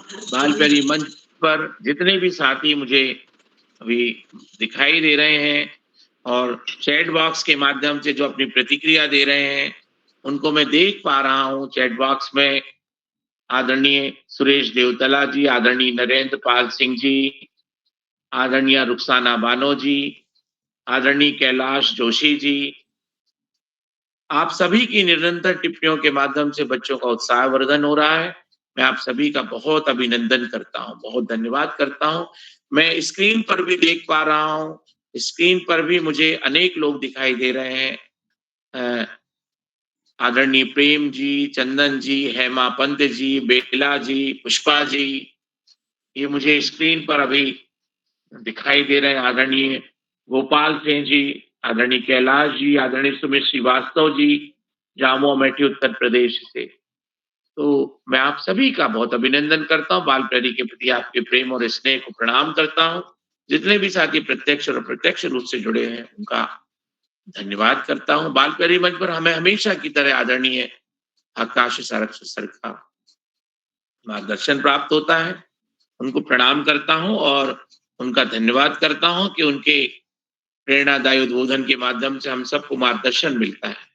आदरणीय श्यामप्रद पांडे जी व्यस्तताओं में आज जुड़ नहीं पाए और उनकी जो उपस्थिति होती है वो हमेशा हमें प्रेरित करती है, मार्गदर्शित करती है। तो मैं उनका भी अभिनंदन करता हूँ। उनका प्रत्यक्ष और प्रत्यक्ष रूप से 100% बाल प्यारे के प्रति स्नेह रहता है। बाल प्यारी मंच पर जितने भी साथी बाल प्यारी के स्नेही जन है उनका साधुवाद करते हुए मैं अपनी वाणी को विराम देने से पहले आदरणीय उदय किरुला जी की जो ऋषिवत तपश्चर्या उसके लिए कोटि कोटि वंदन, अभिनंदन और उन्हें धन्यवाद ज्ञापित करता हूँ और अपनी वाणी को विराम करते हुए शुभयामिनी कहता हूँ और सुंदर और सुगढ़ संचालन करने वाली हमारी मित्र योगिता जी को मंच सौंपता हूँ। योगिता जोशी जी, बहुत बहुत धन्यवाद, बहुत आभार आपका। शुभयामिनी, शुभ रात्रि। आदरणीय सर आपका आभार। मैं अपने संचालक को भी आमंत्रित करता हूँ, वो भी अपना पाठ प्रस्तुत करें। योगिता जी, आप भी अपना पाठ प्रस्तुत करें। सर आपका बहुत बहुत आभार। आपने हमें बहुत कम समय में बहुत सारी ज्ञानवर्धक बातें बताई। अब मैं बड़े ही आदर के साथ उदय किरोला सर को 2 पंक्तियों के साथ मंच सौंपती हूँ। जीवन की राहें दिखाते हैं आप, मंजिल तक पहुँचाते हैं। मैंने कहा योगिता जी आप भी अपना पाठ पढ़ाएं, आप भी अपना पाठ प्रस्तुत करें। अच्छा योगिता जी, आपका पाठ नहीं हुआ। योगिता जी, आपको मैं आमंत्रित करता हूँ, आप अपना पाठ, शिक्षण पाठ प्रस्तुत करें। आपका स्वागत है। सर आपका आभार। मैं योगिता जोशी, कक्षा 6 की छात्रा, आनंद सरस्वती शिशु विद्या मंदिर वर्मरा से। जैसा कि आज शिक्षण कार्यशाला है जिसमें सभी बच्चों को अपना मनपसंद पाठ पढ़ाना होता है, और उसे एक शिक्षक की भांति समझाना होता है। तो मेरे पाठ का नाम है हार की जीत और लेखक का नाम सुदर्शन, जिनका वास्तविक नाम बद्रीनाथ भट्ट था, और मेरी पुस्तक का नाम है मल्हार। और मैं इस पाठ को पढ़ाने जा रही हूँ। एक बार की बात थी, एक बाबा थे, उनके पास एक घोड़ा था। वे अपने घोड़े से अत्यधिक लगाव करते थे। यानी उनको अपना घोड़ा बहुत प्यारा था। वो हम अपने घोड़े को हमेशा देखभाल करते रहते थे और उनके घोड़े के चर्चे पूरे इलाके में थे। उनके पूरे गांव में उसके जैसे दूसरा घोड़ा कोई था ही नहीं। तो वो ऐसा सोचते थे कि जो मेरा घोड़ा है तो मैं उसके बिना तो रह ही नहीं पाऊंगा। तो वहाँ एक डाकू भी रहता था जिसका नाम था खड़क सिंह। वो अब जो वस्तु उसको पसंद आ जाती थी वो उस पे अपना अधिकार समझता था। उसके पास जो आदमी थे वो बेरहमी थे, किसी पे दया नहीं करते थे, किसी को भी मार देते थे। तो वो एक दिन बाबा भारती के मंदिर में गया और सिर झुका के नमस्कार करके बैठ गया। फिर बाबा भारती ने पूछा, क्या हाल है खड़क सिंह? तो खड़क सिंह ने उत्तर दिया, आपकी दया है। उसके बाद उन्होंने पूछा कि तुम यहाँ किस कारण से आए हो, तुम्हारी यहाँ आने की वजह क्या है? उसके बाद वो बताते हैं कि जो सुल्तान है आपका घोड़ा, मैं उसको देखने के लिए आया हूँ। तो जैसे खड़क सिंह उसको देखता है तो उसको घोड़ा बहुत पसंद आता है और वो अपने मन में सोचता है कि ऐसा घोड़ा तो खड़क सिंह के पास होना चाहिए। ऐसे घोड़े से साधु लोगों को क्या लाभ। उसके बाद वो बाबा भारती से बोलता है कि बाबा जी, अब मैं इसकी चाल नहीं देखी तो देखा ही क्या। वो बोलता है कि इसको चलाकर तो दिखाओ। फिर वो अपने घोड़े के सर पे हाथ फेरता है और वो धीरे धीरे चलने लगता है। तो उसकी चाल देख के तो वो और ज्यादा उसको पाने की इच्छा करने लगता है। उसके बाद वो जाते जाते बोलता है कि मैं ये घोड़ा तुम्हारे पास नहीं रहने दूंगा। तो वो ऐसा सुन के बहुत डर जाते हैं और वो कहते हैं वो रात सोते नहीं है और अपने घोड़े की रखवाली में रात बिताने लगते हैं। तो जब वो एक दिन सांझ के टाइम घूमने जा रहे थे तो वहां पे एक कंगले की आवाज उन्हें सुनाई दी। तो उन्होंने उस कंगले ने कहा कि बाबा जी तो उसने कहा, बाबा जी मुझे घोड़े पे बिठा लो, मैं बहुत दुखियारा हूँ और मेरे को ये घोड़ा है, ये मुझे इस पे बिठा लो। राम वाला यहाँ से 3 मील दूर है, मुझे वहां ले चलो। वहां तो बाबा ने पूछा कि वहां तुम्हारा कौन रहता है? तो उसने बताया कि वहां दुर्गादत्त वैद्य रहते हैं, मैं उनका सौतेला भाई हूँ। तो उसके बाद जब जो बाबा थे उनको उस पे दया आ गई और उन्होंने उसे घोड़े पे चढ़ा लिया। फिर जब उन्होंने पीछे मुड़ के देखा तो उनको झटका सा लगा। उन्होंने देखा कि जो वो अपाहिज था वो घोड़े पे आराम से तन के बैठा है। और तो उसने कहा, फिर वो बोलता है कि मैंने अपनी बात सच्ची कर ली। बाबा भारती के वो बहुत डर जाते हैं और बहुत जोर से चिल्लाते हैं कि थोड़ा देर यहाँ पे रुक जाओ। फिर वो रुक जाता है और कहता है कि जो बोलना है बोलो, बस मैं घोड़ा वापस नहीं दूंगा, बाकी सारी बातें मानने को तैयार हूँ। जो वो बताते हैं। तो वो बोलते हैं कि तुम इस बात को किसी के सामने बताना मत कि मैं अपाहिज बन के लेके आया हूँ इस घोड़े को। तो वो ऐसा सोचता है, ऐसा तो मैं कहना चाहता था इनसे कि इस बात को किसी को बताना मत, इन्होंने मुझसे क्यों कहा। तो वो बहुत देर तक सोचता है, उसे कुछ समझ ही नहीं आता। तो इसकी वजह से वो मम्मी से पूछ लेता है कि तुमने मुझसे ऐसे क्यों कहा। तो बताते हैं कि अगर तुम ये सबको बता दोगे तो फिर दुनिया तो गरीब लोगों पे विश्वास ही नहीं करेगी और संसार से सभी का विश्वास उठ जाएगा। इसलिए मैं तुम्हें इससे किसी को बताने के लिए मना कर रहा हूँ। वो घोड़ा लेके तो चले गया। फिर उसको बाबा भारती की हमेशा याद आने लगी कि उनको इस घोड़े से कितना लगाव था, फिर भी उन्होंने मुझे घोड़ा दे दिया और किसी से बताने को ना कहा। तो एक बार वो रात के टाइम उनके मंदिर में पहुंचता है और उस घोड़े को वहीं पे बांध देता है। वो सुबह चौथा पहर आरंभ होते ही उठ जाते हैं और तो वो धीरे धीरे अस्तबल की ओर बढ़ते हैं और फिर उनको अपनी भूल सी दिखाई देती है कि अब तो मेरा घोड़ा रहा ही नहीं, तो मैं अस्तबल की तरफ काहे को जा रहा हूँ। तो वो जो घोड़ा होता है वो उनके पैरों के निशान समझ जाता है और जोर से निनाता है। तो उसके बाद वो सोचते हैं कि मेरे पास तो घोड़ा ही नहीं था, तो वो अंदर जाके देखते हैं तो उनका घोड़ा वापस वहां पे बंधा पड़ा था। तो वो खुशी से बाहर आके रोने लगते हैं। तो वो उसी भूमि पे उनके आंसू गिरते हैं जिस भूमि पे खड़क सिंह खड़े होके रोया था, और दोनों के आंसुओं का परस्पर भूमि पे मेल हो गया। अब इस पाठ के कठिन शब्द साज, साम, कीर्ति, प्रशंसा, छवि, चित्र, कंगले, भिखारी, सहसा, अचानक। धन्यवाद। शुभ यामिनी।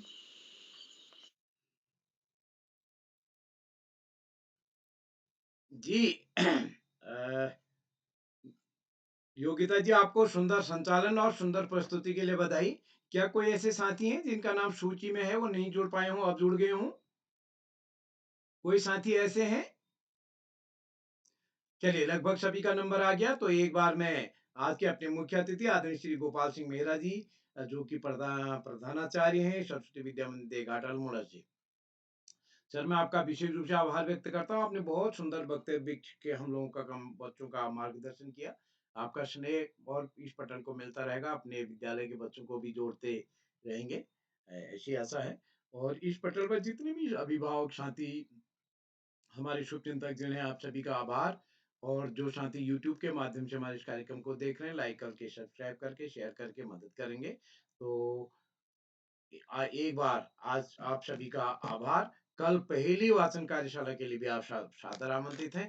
पहेली की सूचना भी लगभग पूरी हो चुकी है। तो एक बार आप सभी को नमस्कार और शुभ रात्रि।